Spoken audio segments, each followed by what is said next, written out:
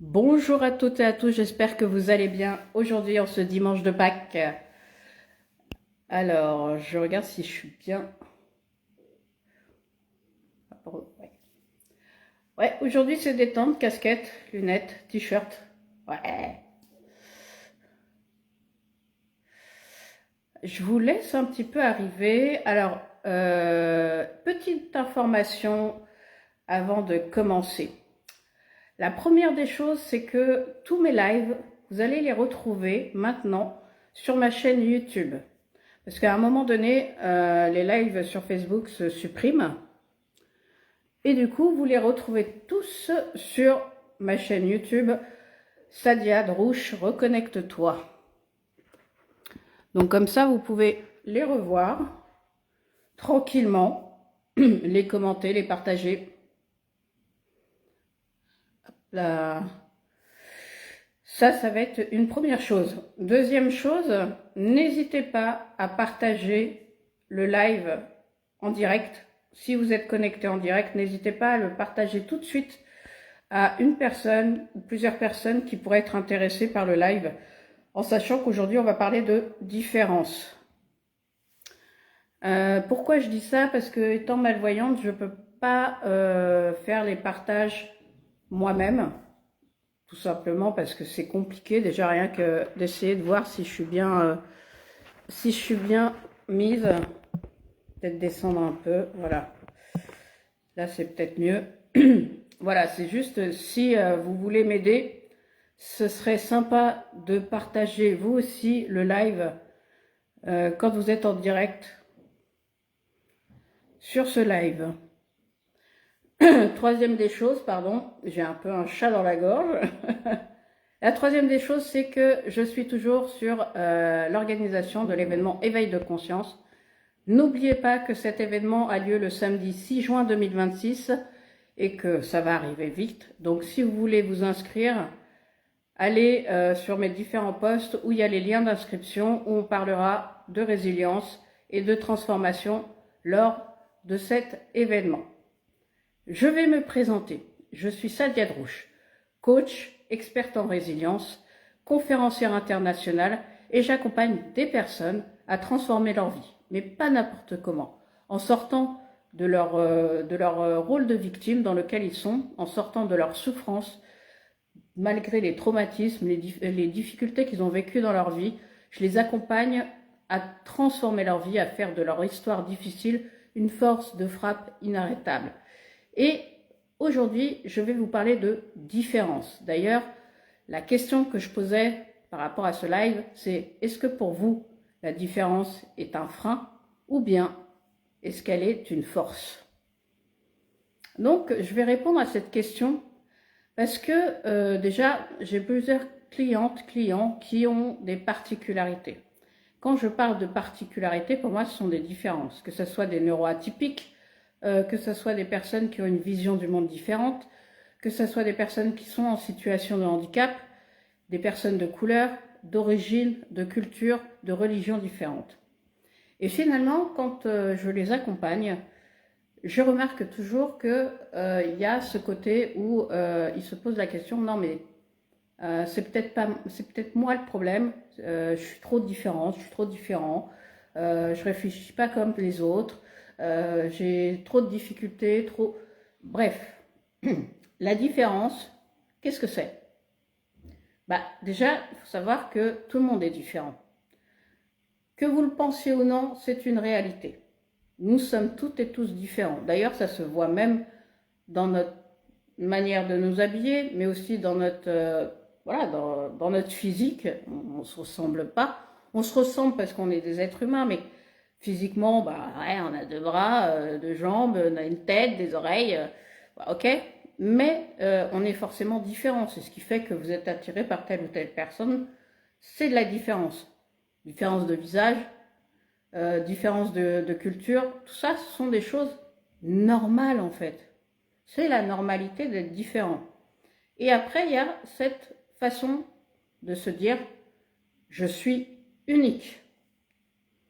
Je suis unique. Beaucoup diront que, non mais, tu te prends pour qui de dire que tu es unique?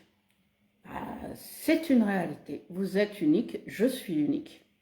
Et oui, c'est une réalité parce qu'on est toutes et tous uniques. Que ce soit même des jumeaux ou des jumelles, elles sont uniques. Alors peut-être qu'au niveau génétique, dans l'ADN, c'est pareil, mais au final, elles ont ou ils ont deux manières de voir le monde, deux manières d'interagir avec les autres, deux manières de faire différemment en fait. Donc, il ne faut pas oublier que être unique, ça ne veut pas dire être supérieur. Être unique, ça ne veut pas dire je me la pète ou ouais, moi je sais mieux que vous, etc. Non, c'est une réalité. Il n'y en a pas deux comme vous. Il n'y en a pas deux comme moi. Donc, ce qui fait que, oui, moi, Sadia Drouche, je suis unique. Toi qui me regardes, tu es unique. Et ça, c'est bien quelque chose qu'il faut se mettre dans la tête. Ça ne veut pas dire se sentir supérieur, c'est une réalité. On est toutes et tous uniques. Donc, dans la définition, tous et tous différents. Alors, qu'est-ce qui se passe dans cette société? Parce que c'est la société, en fait, qui a comparé. C'est la comparaison qui fait que on se sent différent ou différente. Se comparer à un tel ou être mis en comparaison. Ah, machin est mieux que là, machin, nanana. Et c'est ça qui nous rend différents. C'est ça qui nous donne l'impression de ne pas rentrer dans un moule. Il n'y a pas de moule. Il y a ton moule à toi et il y a le moule de quelqu'un d'autre. Mais tu ne peux pas rentrer dans un moule qui doit être fait autrement en fait. Et la société a voulu créer des moules uniques pour tout le monde. C'est-à-dire le même moule pour chacun d'entre eux. Et d'ailleurs, c'est pour ça que, voilà, on nous fait rentrer dans des cases en fonction de si t'es une femme, si t'es un homme, si t'es noir, si t'es blanc, si t'es comme ci, si t'es comme ça. On a des caractéristiques et on rentre dans des cases. Le problème, c'est qu'à essayer de vouloir nous rentrer dans des cases, bah, on se sent trop à l'étroit, mais surtout pas à notre place. Alors que ta place, c'est quoi? C'est ton moule, c'est ton unicité, c'est ce que tu es réellement. Et ça, c'est important de le comprendre. Parce que ça veut dire quoi? Quand tu arrêtes de te comparer, quand tu arrêtes de te dire que je dois rentrer dans une case ou dans un moule, et que tu prends le tien, qui est là, qui n'a pas besoin d'être changé en fait, finalement tu trouves ta place. Tu n'as pas à chercher ta place, elle a toujours été au même endroit. Et que quel que soit l'endroit où tu es, quel que soit ce que tu fais, si tu es en accord avec toi-même, tu seras toujours à ta place. C'est ça aussi. Et la société nous a quelque part privés de cette acceptation de notre propre différence. En étant dans la comparaison, en étant dans la performance, en étant dans la compétition les uns les autres, ça a commencé à créer quoi? Ça a créé des frustrations. Ça a créé des complexes. Et justement, ça a créé ce manque de confiance et ce manque d'estime de soi. Quand tu acceptes toutes tes particularités, parce qu'on est multiples, hein, on n'en a pas qu'une, on en a plein, et que tu t'acceptes pleinement, tu te fous radicalement de ce que peuvent dire les autres parce que tu sais qui tu es et tu es en accord avec qui tu es. Et pour ça, il faut apprendre à accepter. Et tu vas me dire, oui, mais Sadia, moi, je me sens vraiment différent ou différente parce que voilà, je suis hypersensible, j'ai une manière de voir la vie différente, notamment pour les neuroatypiques, c'est compliqué. Les gens ne me comprennent pas, j'ai pas les codes. À chaque fois que j'essaye, bah en fait, je me prends toujours un mur, etc., etc., etc. Et justement, en fait, c'est là où le conseil que je te donne, c'est apprendre à te connaître. Un hypersensible ou une hypersensible a ce manque de connaissance de lui-même qui fait qu'il prend tout ou elle prend tout de plein fouet. Elle n'arrive pas à gérer. Cette personne n'arrive pas à gérer ses propres émotions et les émotions des autres. Donc, il faut qu'elle apprenne à comprendre quelles sont ses émotions et quelles sont celles qui ne sont pas les leurs, qui ne sont pas les siennes, pardon. Et en essayant d'être à l'écoute, en se reconnectant à soi, on arrive à comprendre son fonctionnement et pourquoi, à un moment donné, on est plus dans l'émotion, on n'arrive pas à gérer, et justement, la maîtrise de tout ça, en tout cas pour les hypersensibles, c'est à la fois connaître justement son fonctionnement au niveau émotionnel, comment se protéger. Quand je dis se protéger, c'est pas mettre une barrière, hein. Se protéger, c'est comment ne pas s'éparpiller dans son émotion et surtout comment ne pas prendre l'émotion de l'autre pour la sienne. Et c'est tout un travail. Donc, et puis l'acceptation, par exemple, du handicap. Alors, bien entendu, c'est chacun accepte. Par exemple, moi qui suis malvoyante, je ne me considère et je ne me suis jamais considérée comme une personne handicapée. Je sais que ceux et celles qui peuvent entendre ça vont peut-être grincer des dents ou d'autres vont dire « ouais, c'est génial », etc. Moi, mon identité, c'est pas le handicap. Moi, c'est ma différence. Ok, je suis malvoyante. Ok, j'ai beaucoup de problèmes de santé. C'est ok là-dessus. Par contre, mon regard, le regard que je porte sur moi, pour le coup, est différent que si je me dis « oui, c'est une limite ». Non, parce qu'aujourd'hui, mon handicap m'a toujours poussé, et je dis bien mon handicap pour que vous compreniez, mais ma différence m'a poussé à aller plus loin, à aller au-delà de mes limites mentales, poser des choses, oser, être exigeante, être audacieuse, pour pouvoir créer ce que j'avais envie de voir dans ma vie. C'est pas évident, je suis d'accord. Mais c'est aussi comment vous vous identifiez. C'est toute la façon de voir sa différence. Moi, ma différence, pour moi, c'est une force. Pour certains, ça peut être une limite, sa différence. Mais tout simplement, c'est une limite parce que peut-être que l'acceptation de cette différence n'est pas encore faite. Parce que, au fond, nous sommes tous différents, nous avons tous quelque chose à apporter aux autres. Et les autres ont tous quelque chose à nous apporter que nous, on ne connaît pas en fait. C'est dans notre ADN. Et en acceptant cette différence, vous vous acceptez vous-même, mais surtout, vous comprenez que cette différence, vous pouvez vous en servir. Vous pouvez vous en servir comme une zone de génie. C'est-à-dire qu'au lieu qu'elle soit un frein, vous pouvez la transformer en levier. Peu importe le levier d'expansion que vous allez utiliser, vous pouvez la transformer en quelque chose qui vous amène un plus. Vous voyez ? Beaucoup de personnes utilisent par exemple l'humour parce que justement ils se sentent différents, alors du coup ils vont utiliser l'humour, l'autodérision, pardon, et c'est une force en fait, c'est exprimer autrement sa différence. C'est aussi la mettre en avant d'une certaine manière, tout en étant dans une espèce d'autodérision que tout le monde adore d'ailleurs. Et je sais que certains ont du mal là-dessus et c'est le point de douleur, je crois, le plus fort. D'appuyer sur une différence ou quelque chose qui n'a pas été encore accepté. Comme je disais que la société n'est pas là pour faire avancer la problématique parce qu'il nous divise en fait. La division fait que on divise quoi? On divise quelqu'un. D'ailleurs, vous avez bien vu, c'est toujours les femmes contre les hommes, les pauvres contre les riches, les noirs contre les blancs, ou les arabes contre les autres, ou les asiatiques contre... C'est toujours, et on pointe toujours la différence en fait. La différence qui est un problème, c'est un tel contre un tel parce qu'un tel est pas d'accord parce qu'ils sont différents, gna gna gna gna gna. C'est toujours ça. Les telle religion contre telle religion, c'est toujours pointer du doigt cette différence. Et pour moi, je pense que au lieu d'être dans cette division, pourquoi on ne serait pas plutôt dans la complémentarité?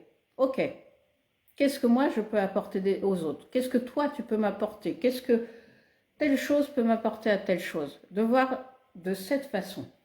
Parce que en Occident, en tout cas dans les pays riches, on est toujours en train de diviser. Alors que dans certains pays, la différence est quelque chose d'exceptionnel. Par exemple, je vais vous donner un exemple qui est assez criant. et assez parlant, mais qui peut être un peu bizarre comme exemple. Euh, des personnes, deux enfants qui naissent des siamois. Alors les siamois, c'est quoi? Ce sont deux enfants en fait de jumeaux en général. Ce sont des jumeaux qui sont dans les monozygotes, visigotes, monozygotes. Monozygotes, ça veut dire qu'ils sont dans la même poche. Et en fait, quand ils naissent, ils sont accrochés par une partie de leur corps. Donc il y a certains, c'est ventral, le dos, le côté, ça peut être... c'est très particulier et c'est une malformation qui n'empêche pas, enfin parfois qui empêche de vivre, hein, bien sûr, que les enfants siamois. Ici, c'est vu, alors je ne suis pas en train de faire l'apologie des enfants siamois ou quoi que ce soit, hein, c'est juste un exemple. Hein. Ici, c'est vu comme quelque chose de terrible, donc la première chose qu'ils vont faire, c'est essayer de voir comment on peut les détacher directement dès qu'ils sortent du ventre de la mer ou commencer à... Maintenant, il y a de nouvelles techniques pour les détacher, en sachant qu'en fonction de là où ils sont attachés, c'est compliqué. Ok. En Inde, les Siamois sont vus comme des dieux. Oui, comme des dieux ou des déesses. Pourquoi? Parce que c'est culturel. Leur divinité, surtout en hindouisme, ce sont des divinités qui ont plusieurs têtes, plusieurs bras, plusieurs pieds. Donc quand ils ont un enfant que ce soit un homme ou une femme, des enfants, filles, garçons, et qui sont donc des frères ou des sœurs siamoises, eh bien ils les vénèrent. Ils les mettent à hauteur de Dieu, de divin, de divinité. Donc c'est pour vous dire que la différence, elle est, selon là où vous êtes, elle ne va pas être perçue de la même manière en fait.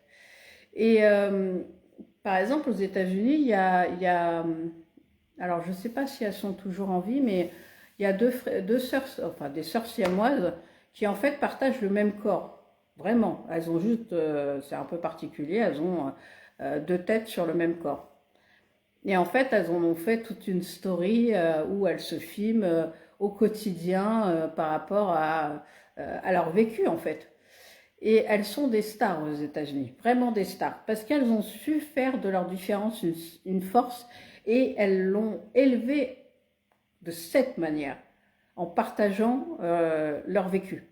Et donc ça leur a poussé en tout cas à avoir une notoriété et une vision que les Américains, ils adorent voir leur story, elles adorent les voir en film, etc.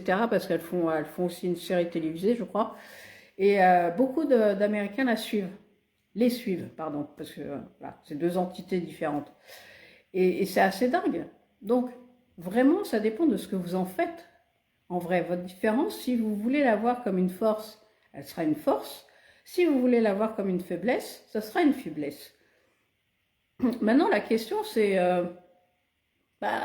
ok, avec tout ce que je vous ai dit, si vous êtes là en ligne, je ne sais pas, mais ce serait quoi votre difficulté dans cette différence? Est-ce que c'est parce que pour vous, elle est un frein au quotidien, c'est un handicap? Est-ce que pour vous, cette différence, quand vous êtes avec du monde, elle vous empêche d'être en communication avec les autres, que ce soit dans le domaine social? Est-ce qu'elle vous a porté préjudice hein? Est-ce que les gens se moquent? Parce que, effectivement, quand on est différent, notamment quand on est enfant, qu'est-ce qu'on vit dans cette différence? C'est le rejet, l'humiliation, et puis, oui, surtout le rejet et l'humiliation, où on n'est pas accepté par les autres, où on est critiqué, on est mis à l'écart. Même vous discutez avec vos amis, vous voyez bien que tout le monde a vécu un petit peu, presque tous, ce rejet, cette humiliation, parce qu'à un moment donné, on a paru différent, on a fait un truc qui était différent de la normale, et du coup, on a été pointé du doigt. Moi, j'ai vécu l'humiliation, j'ai vécu le rejet, le harcèlement, quand j'étais plus jeune, parce que justement, j'étais différente. Et au début, c'était compliqué, parce que on a cette impression que le problème, c'est nous. Oui, c'est moi qui suis pas normale. C'est pour ça qu'on me rejette, c'est pour ça que et on finit par se détester soi-même à cause de ça, et on finit par se dévaloriser. et s'auto-flageller, parce qu'en fait, on va se dire, ouais, c'est moi le problème, donc je le mérite pas, donc je vaux rien, donc je suis pas à la hauteur, donc... Et on va commencer à créer des croyances que on n'est pas assez bien. Et c'est pour ça que quand on devient adulte, bah, on a un manque de confiance, on a un manque de valeur, on a un manque d'estime, parce que dès le départ, on a été pointé comme différent. Alors que la réalité, c'est que c'est pas nous le problème. Le problème, c'est le regard des autres. Et quand on est enfant, le regard des autres, on le prend de plein fouet en fait. On le prend de plein de fouet, même si on a des...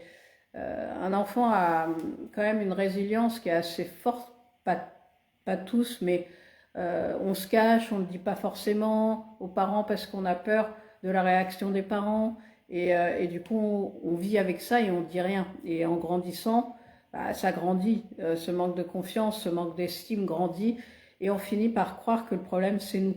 Alors que non, ce n'est pas nous, c'est le regard des autres qui est pas bienveillant. Et vous allez me dire, mais ouais, mais en fait, si les autres m'ont dit que j'étais différent, m'ont rejeté, tout ça, c'est qu'il y avait un problème. Pourquoi moi et pas quelqu'un d'autre? Bah, la plupart des gens, ceux qui sont pris, alors peut-être pas aujourd'hui, parce qu'aujourd'hui la société est différente, hein, et que la société est devenue très dure. Comme je dis souvent, la violence que l'on voit à l'extérieur, c'est celle qui est à l'intérieur de nous, hein, donc c'est aussi nous qui créons ça. Mais pour l'époque, en tout cas, moi je suis née dans les années 80, c'était plutôt le côté, quand on est pointé du doigt en tant que différent, c'est l'inconnu, on n'est pas éduqué pareil, on n'a pas la même vision, du coup, bah oui, on n'agit pas de la même manière que la majorité des gens, ou en tout cas la majorité des enfants. Donc, on va nous pointer du doigt, mais c'est surtout les enfants qui sont plus sensibles, qui ont cette vulnérabilité, je dirais. Et quand je dis vulnérabilité, c'est pas c'est pas négatif. Qu'ils ont cette vulnérabilité, cette sensibilité qui est palpable en fait. Faut pas oublier qu'on est des animaux, hein, et que les animaux ressentent le danger, ressentent la peur, ressentent la tristesse d'une manière autre, c'est-à-dire de manière corporelle en fait. Et nous aussi, on a cette faculté de le faire parce qu'on a une partie animale chez nous. Et donc cette partie animale, c'est celle qui réceptionne nos ressentis, qui réceptionne l'émotion de l'autre. Et donc, si vous êtes une personne qui a peur ou qui est hypersensible face aux autres, on va le ressentir. On va le ressentir. Les autres gens vont le ressentir.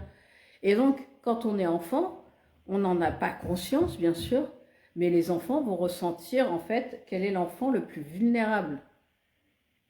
Et, clac, ça va être le plus vulnérable qui va être pris pour cible, entre guillemets. Et instinctivement aussi, ceux qui ont compris de manière inconsciente vont devenir les bourreaux. Parce qu'ils veulent cacher leur vulnérabilité. Ils vont se dire, oh là là, moi je suis pareil, je suis quelqu'un d'hypersensible, si moi je me fais choper, ça sera moi la tête de turc, donc autant que je frappe avant, pour me protéger. C'est un mécanisme de protection. Je vais frapper avant, pour faire croire que moi, je suis le plus costaud et que je suis inarrêtable et inatteignable. Et donc, celles et ceux qui n'arrivent pas à le faire et ou à le capter, bah, c'est ceux qui vont se prendre quelque part toutes les humiliations, le rejet, etc. Et oui, ça laisse des marques. Et oui, ça laisse aussi des comportements quand on grandit qui ne sont pas des comportements, on va dire, où on est introverti, voire timide, et on n'arrive plus à aller vers les autres, et puis surtout on manque de confiance, etc. etc.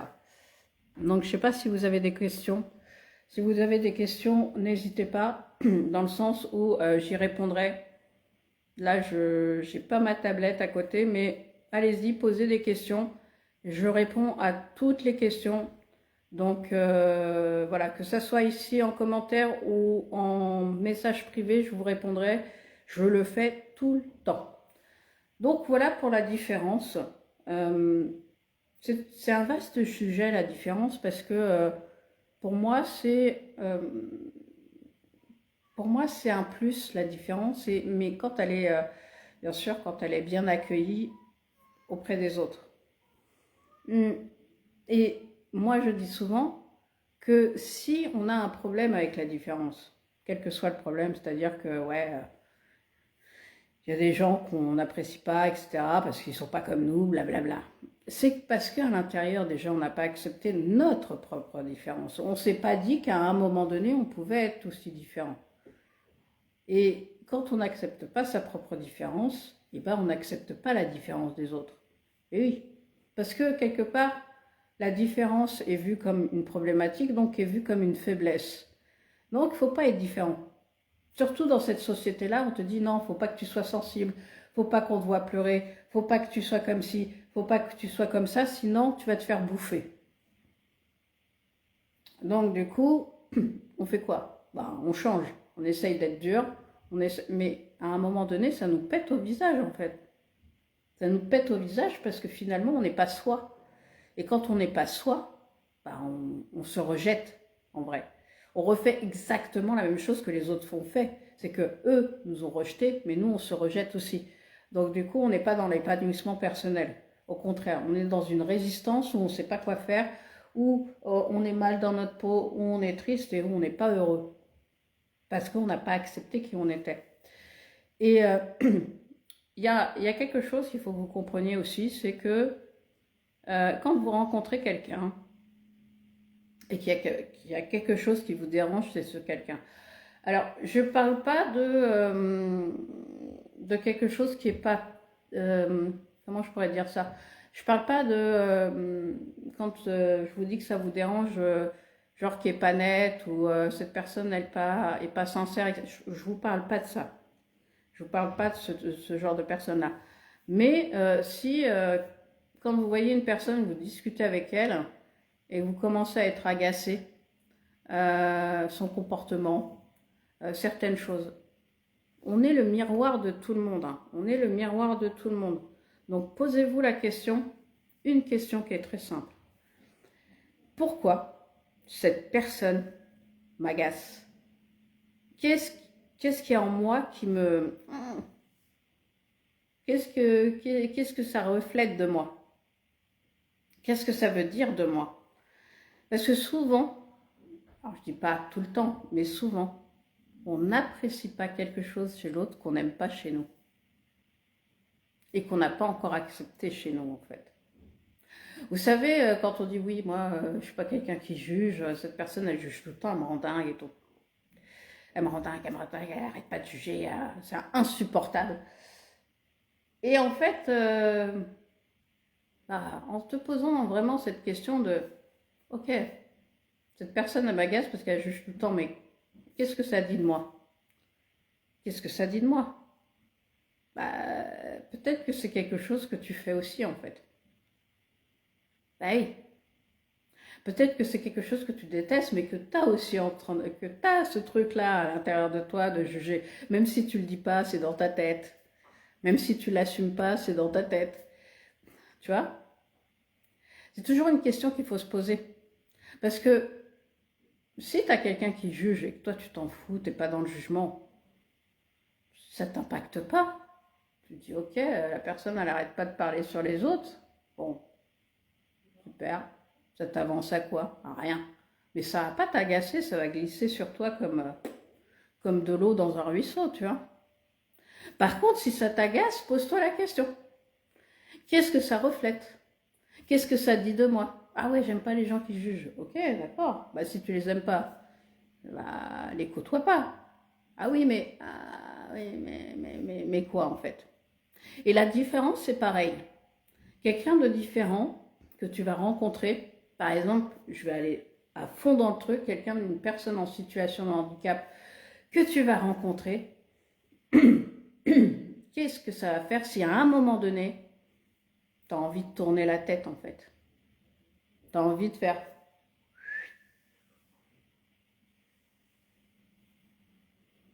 Qu'est-ce qui te dérange là-dedans? C'est quoi qui te dérange? Ah oui, mais tu comprends, je ne sais pas comment aborder cette personne. Ok, moi je te dis juste que cette personne, c'est un être humain. À partir de là, tu peux l'aborder comme tu veux. Alors, c'est quoi qui te renvoie? Qu'est-ce que cette différence-là te renvoie? Ça, c'est une vraie question. Ça te met mal à l'aise? C'est pas beau? Ah, une personne en situation de handicap. Bah oui, ils sont moches les personnes handicapées, faut pas croire. Hein. Non, je déconne. Je rigole, bien sûr. Mais c'est juste, je te pose cette question-là juste pour que tu puisses réfléchir sur toutes tes différences. Ok. Qu'est-ce qui fait que cette personne-là te pose un problème? Alors que c'est un être humain comme tout le monde. Qu'est-ce que ça vient chercher chez toi? Peut-être que justement, ça vient chercher la différence la plus profonde. Alors oui, on peut me dire, oui, mais c'est la peur, c'est la maladie, c'est le handicap. Je sais que ce sont des peurs qui sont souvent inconscientes, que la maladie, ça renvoie à la mort, que le handicap, ça renvoie à l'impuissance et à la souffrance surtout, ce qu'on n'aime pas, la souffrance. Mais c'est pas ta souffrance là qui là c'est ton regard qui je te parle de ton regard, pas la souffrance. La souffrance c'est lui ou elle qui la vit, c'est pas toi. Hein. Alors que toi tu te projettes en disant oh ça doit être horrible. Ah bah, arrête de te projeter, hein. Parce que tant que tu le vis pas, tu sais pas. Donc la différence c'est d'abord prendre conscience que nous le sommes tous, d'accord? Que ce qui te bloque souvent, c'est la non-acceptation de ta propre différence, de ta propre particularité. Et de vouloir à tout prix rentrer dans un moule. Alors que ton moule, il est déjà fait, tu n'en as pas besoin d'un autre.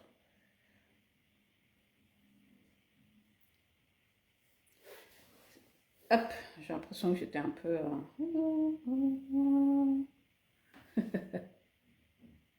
Je sais même plus où est-ce qu'il est l'écran. Donc, du coup... Ah, je crois que je suis plus dans l'écran, voilà. Oula. Yes. J'ai l'impression d'avoir disparu à un moment donné, mais c'est pas grave si vous m'entendez bien. Alors, je sais pas ce qu'il y a marqué là. Ouais, ok. Et donc, voilà, la différence, c'est vraiment s'accepter soi-même, accepter sa propre différence. Et de se dire que bah, la différence des autres, elle est aussi intéressante que ma propre différence. Et plus vous allez aller vers vous, et puis vous allez accepter vos propres particularités. Parce que c'est ça en fait, l'acceptation de soi, c'est s'accepter tel que nous sommes, et quelles que soient nos particularités. Et ça, c'est important. Ça permet de regarder l'autre tel qu'il est, et non pas tel que vous imaginez qu'il est. Vous n'allez pas le regarder avec vos prismes de croyance, avec ce jugement justement, vous allez l'accueillir tel qu'il est. Et donc vous allez vous accueillir aussi tel que vous êtes. Que vous soyez jaune, gris, bleu, vert, que vous soyez hypersensible, neuroatypique, que vous soyez en situation de handicap, que vous soyez une personne de couleur, de religion différente, de culture différente, de pays différents, on est tous pareils dans le sens où on est tous uniques et différents. Et je pense que le problème du monde, et ça n'engage que moi, c'est ce problème d'acceptation de l'autre, tel qu'il est. Et quand l'humanité aura compris que, bah en fait, la différence, elle est pour tout le monde, et que chacun peut apporter, chacune peut apporter quelque chose de plus à l'autre, et que nous faisons partie d'une même chaîne en fait, et que quand il y en a quand il y a un maillon qui s'enlève, c'est toute la chaîne qui est friable, toute la chaîne qui peut d'un seul coup se désagréger. Quand on aura compris que cette différence est justement le fait que moi je vais t'aider, mais toi tu vas m'aider, et je vais aider celui d'à côté, et je sais qu'il va aussi me soutenir et m'aider quand j'aurai des difficultés, parce que lui il a quelque chose en plus, et moi j'ai quelque chose à donner aussi.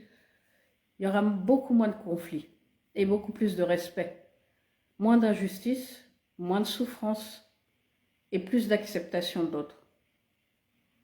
C'est vraiment quelque chose que je veux partager.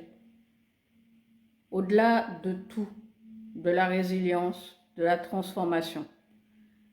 C'est que cette différence, quelle qu'elle soit, elle nous apporte à nous quelque chose de plus, parce que ça, elle fait partie de notre identité. Je parle bien de différence, hein, pas de handicap. De différence, elle fait partie de notre identité. Et quand on accepte cette partie de notre identité, et qu'on l'accepte, eh bien, on est dans l'acceptation de l'autre. On est, alors, dans l'acceptation de la différence saine. On est bien d'accord. Hein. On est dans l'acceptation de l'autre tel qu'il est avec sa culture, avec sa religion, avec sa provenance, avec tout ce qui est de bénéfique. Je ne parle pas des gens qui sont dans l'extrême, ok? On est bien d'accord, je ne dis pas tous les mots, mais je pense que vous avez bien compris. Et quand on est dans cette acceptation-là, eh bien, on regarde le monde différemment. Chacun a sa place, on n'a pas à la chercher en fait. Elle est là, et on la prend pleinement. Et on n'a pas de comparaison à faire. Et quand vous n'êtes plus dans la comparaison, dans l'acceptation de qui vous êtes, vous pouvez faire ce que vous voulez, il n'y a rien qui vous touche. Il n'y a plus rien qui vous touche. Il n'y a plus rien qui vous blesse. Il n'y a plus rien qui vous fait souffrir. Parce que vous savez qui vous êtes. Et si d'autres vous rejettent, vous humilient, ou veulent vous humilier, il n'y aura plus d'accroche. Parce que vous vous en foutez, vous savez qui vous êtes, donc il n'y aura plus aucune accroche.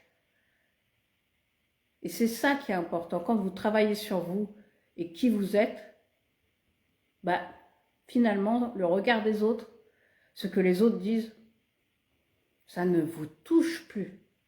Ça vous traverse, mais il n'y a plus de résistance. Il n'y a plus de douleur. Parce que vous avez compris que qui vous étiez, c'était votre force, tout simplement. Donc, est-ce que la différence est un frein ou une force? Eh bien, c'est à vous de choisir. Elle est un frein si vous décidez qu'elle sera un frein. Et elle est une force si vous décidez qu'elle se transforme en force pour vous. Travaillez sur vous. Travaillez sur vos particularités parce que c'est ce qui fait que vous allez attirer les bonnes personnes. Que ce soit dans vos amis, dans votre travail, dans votre couple. C'est pas quelqu'un de lambda que les gens veulent. S'ils vous veulent vous, c'est parce qu'il y a cette petite chose de différente qui a tapé dans l'œil de la personne. Qui a fait que cette personne, ce sera vous et pas quelqu'un d'autre. Alors réfléchissez bien à ça. En attendant, moi je vous souhaite un bon dimanche de Pâques, un bon lundi de Pâques aussi. Et je vous retrouve lundi, n'importe quoi, je vous retrouve dimanche prochain pour un nouveau live. N'hésitez pas à partager la vidéo, à la commenter. Et puis, comme je vous ai dit, pas tout de suite, mais après cette vidéo sera sur YouTube pour que vous puissiez la revoir. Et puis, je vous souhaite encore une fois une bonne soirée. Je vous dis à très bientôt. Ciao!